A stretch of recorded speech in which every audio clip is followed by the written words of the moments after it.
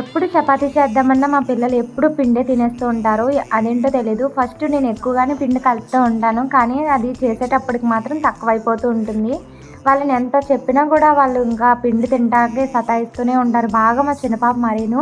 ఆ పిండి తినడం వల్ల ఏంటో మరి ఇంకా చపాతీ కన్నా ఎక్కువ పిండే ఇష్టపడుతుంది.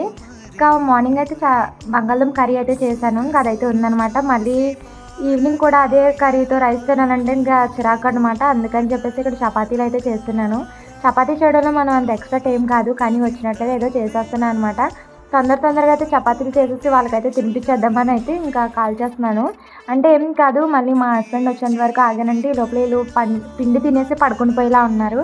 ఇంకా వాళ్ళ మట్టుకే ఫస్ట్ అయితే కాల్చేశాను. మళ్ళీ మా ఆయనకి నాకు కూడా కాల్చేశానంటే ఇంకా చాలా టైం పడుతుంది, గట్టిగా అయిపోతాయి కదా అని చెప్పేసి ఇంకా వాళ్ళకే తినిపించేసా అనమాట.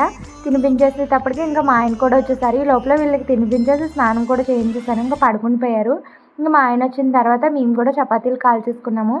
చాలామంది లాంగ్ వీడియోస్ చూస్తున్నారు కానీ లైక్ చేయట్లేదండి. చాలామంది అడిగారు హెయిర్ కటింగ్ ఇంకా హెయిర్ బ్యాండ్ చేయమని. చేశాను. చూసిన వాళ్ళు లైక్ ఇవ్వండి. లైక్ ఇవ్వకుండా మాత్రం వెళ్ళొద్దు. ఇంకా చపాతీలు కూడా తినేసాము. ఇదండి మినీ వ్లాగ్. నచ్చితే లైక్ చేయండి మరి. బాయ్.